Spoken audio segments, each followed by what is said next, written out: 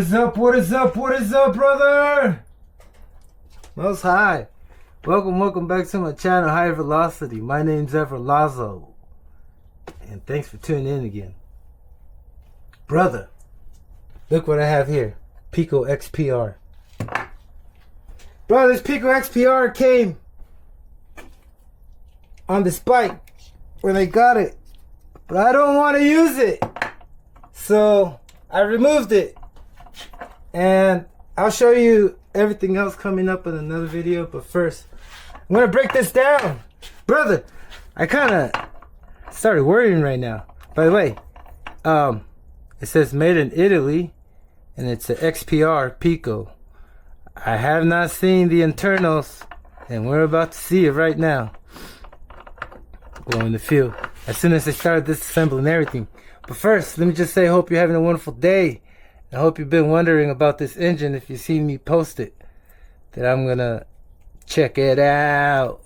Alright, brother. Okay, let's get started. See, look, check this out. First, before I begin, I'm not gonna say any stories or anything. Just check this out. I think this is vital, pretty, not vital, but important information. Check it out. This engine is brand new. And it's been sitting for a while. And I don't know what year it came out, but I'm pretty sure it's pretty back then. So I was losing my hopes on removing the carburetor. But check this out. This is what I did. I had heated up to like 150 degrees. And while it was hot, I was trying to move it around. And yes, I did. Look, check this out. Yes. When you remove, like, you know, one of these, if it's been tightened up, it might be squeezed in there. So when you remove it, it doesn't mean it's already loose. Sometimes you got to remove and give space, right, for the nut, so you can push the nut down more and you can like let it loose where it has movement side to side. See that? So then you can twist it a little, see if it twists. Now it twists, but earlier I was losing my hopes. I was like, whoa, I'm gonna have to leave it on and make a video of me not being able to remove a brand new carburetor. But it's been sitting and it's been pre-oiled, and I can see through the carburetor port, the exhaust port, that there was oil there boiling when I had it heated up. Anyway, you can see how dirty this is. That's okay. I'm gonna get it ready and let's do this. So it's a vintage engine, and I can tell, and we can tell, and I can tell by the design, because all the engines back then, when these started coming out, they had a big pull start plate on there. Pull start mechanism. The length, the size right here, it was pretty big. Well, it's big compared to the ones now. It's a little smaller, like Traxxas. You know, Traxxas, they're proprietary sizes. That's okay. We pull out the caliper and, you know, we find our way through their BS, right? Because, man, why don't you just make everything 5mm? Why 6? And if 6, why not 8? Why not have a standard size? Something available. Anyway, what am I talking about? I'm talking about how the tough time that I had to find the right size pinion for a single gear on a 2-speed Niitro Fortec. Anyway, check it out, brother. XP-R. It's pretty dirty. I'm gonna get it cleaned up, and I'm going to carefully also, now that I remember, because earlier when I took it off the bike, it's held by the Nuova Faor SF501. It's held, it doesn't have an engine mount like the 509 I have, the other one. So it's held by the back plate. You remove the pull start, and then the pull start rear plate cover, or whatever it is called, you gotta remove it out carefully, you know, because this goes, and then this goes on top of the chassis from the... So what I'm trying to say is that the chassis goes in the middle of this pull start, and the plastic and the aluminum. You know what I'm saying? So let's get to it. I gotta do this. I gotta do it now.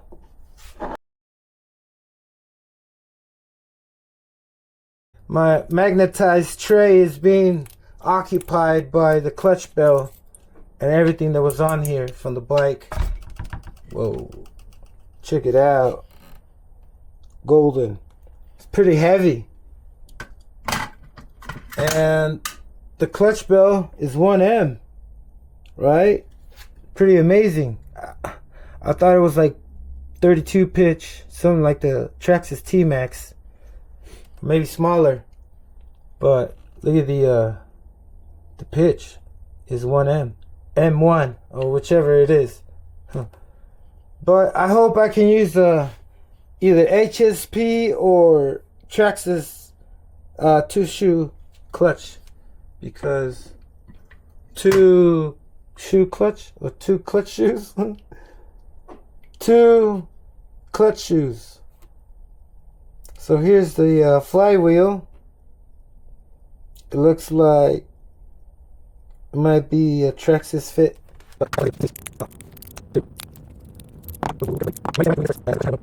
It came out easily. Nice. Hope it's not stuck. Nope. Oh, gently, gently, brother. Gently.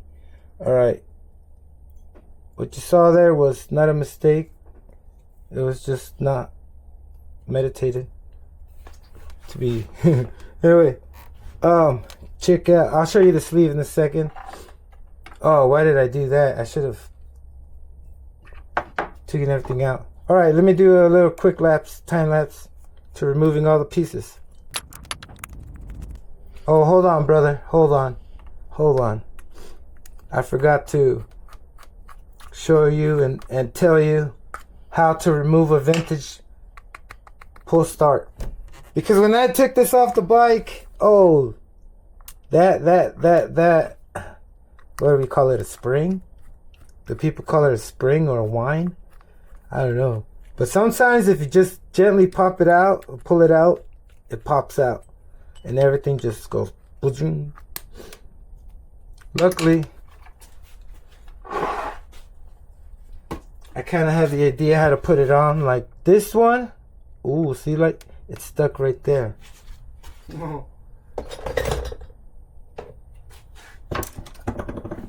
So, thanks to Bug404, when I learned about this, that you have to pry it out with something or else it'll pop out. There we go. And it's really cheaply made. It looks like it. Very cheaply made, and it'll just come off and. Oh, but you know what? The very interesting part about this pull start mechanism is that the wind goes on this first instead of the cover outside, like how we wind it up to small, right? And then put it in there. Well, you don't put it on this. You put it on this, on the back of it, and then once it's on there and sustained, you can put it on the thing where it has the groove in there for the end of the spring, right? So that was pretty cool. It was pretty easy. I was trying to put it the other way first, and when I realized that, I felt so dumb. I was like, why am I? It took me 4 times, 5 times to wind it up. Y'all know how it is to wind that whole thing up to a small wind circle and put it in there like the other ones. Well, I did that 4 times until I realized that it goes on where the string goes first. All right, brother. Now, and then one thing. If yours is hanging out like this and you're like, whoa, what happened? Well, pretty easy. Just pull this out right there like that and wind it up again. The string, turn it around, or this. I hope you guys get that. I'm not trying. I don't want this video to be too long. All right, this move it out the way. Got this right there. All right, time lapse. All right, brother. I said time lapse. I didn't say speed run. I'm all rushing it. I should have, taken my time. Here we go. Gently.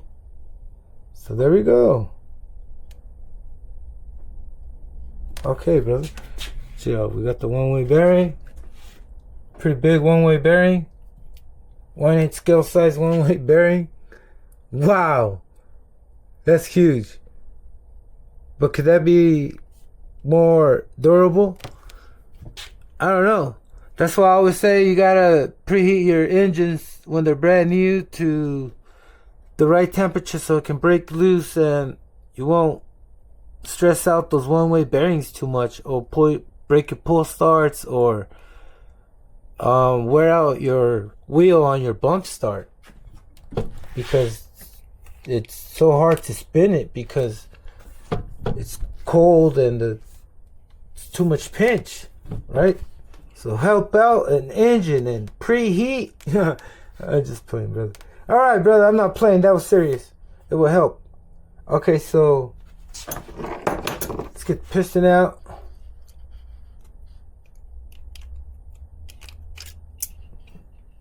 Oh, that hurt me.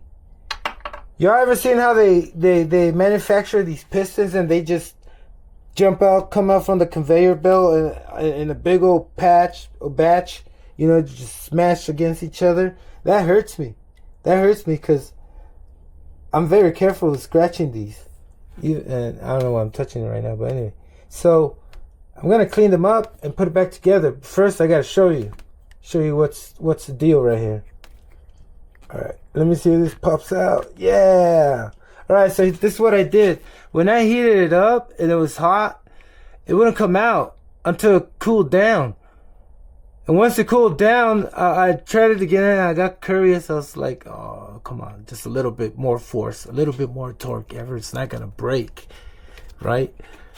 Because I've broken these plastic ones like the ones Traxxas makes. Oh, they get warped and they don't work, and then you gotta get something else, because if you get the same thing, once it gets heated up again, it's gonna warp again, and you're not gonna have an accurate tune or a consistent tune. All right, brother. So, oh, you know how good it feels? It feels good. Now, I gotta heat this up a little.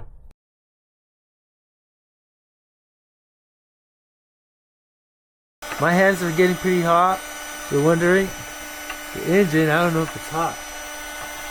But this is what I do now. I'm gonna turn it off. And then, oh yeah, it's kind of hot. I'm gonna grab it and you grab it. I'm gonna hit it here. Maybe I should. No. I'm gonna bang it, right? Or push it down because it's pretty tight. Okay, it is tight. I need some grip right here because tabletop, glass top. Alright, so what I need is I need to get a grip and push it a little bit. Y'all see that? Okay. I want to make sure it wasn't a zooming off view. Alright, so wow, check it out. I can see machining on this, like where they removed the weight and balanced it or something, because I can tell that it's not off the same manufacturing. So I'm getting ready to show this off. All right, time for yellow. Here we go, brother. Check out the inside. Steel rear ball bearings, and the front one, I'm assuming they're also steel. This one does have a logo on the PICCO, on the thing. Oh, you're gonna be surprised with the piston. I just peeked at it a little bit. So made in Italy. I don't know much about PICCO or where it's from, where it originated, but here's the crank. Here's the back plate with the big old one-way bearing. Pull start plate, or what would we call it? Am I saying it right? here is the combustion chamber. Alright. Did y'all get a good glimpse at this big one-way bearing? Remember, preheat, so this doesn't stress out too much and breaks or wears out. You know, because it can slip from it being too tight to turn over. So I'm not telling you what to do, brother. I'm just, you know, saying what worked for me, brother. Okay. But you can do as you wish. Not preheat. That's cool. So here is a better view of the crankcase. I don't know if y'all saw that. I'm gonna have to clean it up. I want to do all that and put it back together off camera, because I don't think I need to show that, right? Here's cylinder head, 4 screws, blue. Ooh, we got a scrape there. Maybe that's from it being fitted, because check it out, it also has this spot right here shaved off for clearance, or for some kind of clearance, but it's not affected by it. Here we have the sleeve. Check out. Oh, let me put this on the side, brother. I apologize. Right here. Here we have the sleeve. Let me see. There we go. Y'all see the machining right there? I want to know if that's from the manufacturer or if it's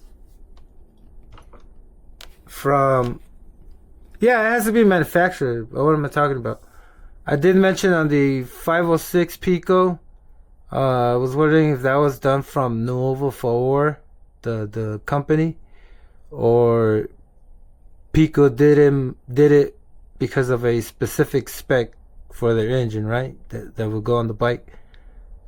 You know, just like Schumacher does with the PICCO on the X28, right? And the X28 turbo for the Schumacher Fusion 28 turbo.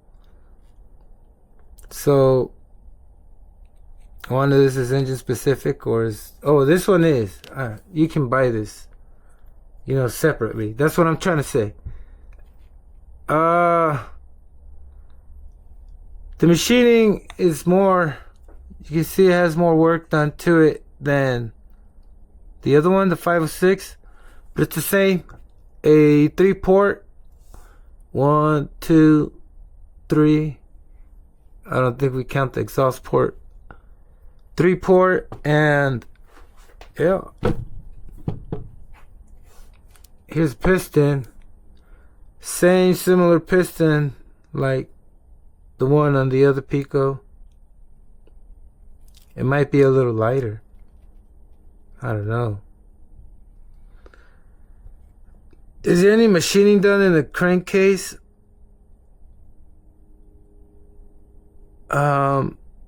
No, I don't see anything. Everything looks normal, or else I would show you with the flashlight, brother. Everything looks normal. Done from like the however they make the crankcase.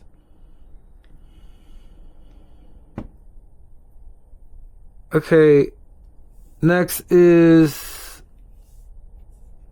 the pilot shaft, the crankshaft. Pretty heavy. And it's the same similar crankshaft as the 506. This one looks like this engine was chopped off for some reason. But we got options, you know. This one might have machining done too. Look, check it out. Check it out. Check it out. I gotta show you this. They tell you it's brand new and they tell you, hey, it's ready to break in. You know, and mistakes are done all the time. This might not be done purposely, but it's not the first time this happens to me. But this is why I always check my engines when they're brand new. There is an aluminum flake in there. Metal shavings. You got metal shavings in there. Oh man, goodness. Y'all see, I think I did say I gotta open it up to make sure and check this out. So good that we checked. All right, brother. And then last but not least, the carb. Ooh, don't know really the size of the Venturi, but it looks like it already has a Venturi with it. It looks like it doesn't, but it does have a velocity. It's like a velocity stack right there, curved. Where is the flashlight? Alright. Yeah. So I hope that flashlight works, because I'm not sure if this is doing the job already. I'm pretty sure it does, or it is. Just overthinking things, you know. I gotta make sure it's my second video, and I gotta make sure like things are going correct and I'm getting an idea of what's being done right now. Video wise, you know, I'm recording. So I'm gonna clean this up, put it back together, and put it next to the 509. Let me show you all the bike.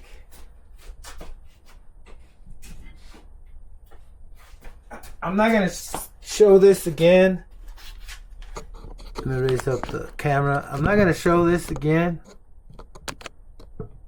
because I'm not gonna use it. I'm just gonna store it away. But let me get, yeah. Ooh. All right, brother, check it out. Awesome. Change the coupler in the back, blue. I was gonna put black, but I'm like, oh no, look at the engine. You know, now I need some blue on it. So 2-tone, 3-tone, you know, way to go. It's over there, and I have it on a special place where I can look at it all the time when I'm watching YouTube videos on the chill spot. All right, brother. So hope you enjoy this. And you know, there will be more coming, like always. You know, hope you enjoyed and hope you had a good time. And if you haven't subscribed, don't forget to subscribe, brother. You know, channel is growing. You know, I'm almost at 300, and that's awesome. Like, it's cool to know that, you know, y'all want to watch. And I'm thinking and feeling that y'all want to watch more, so there will be more. Y'all have a good day. Peace.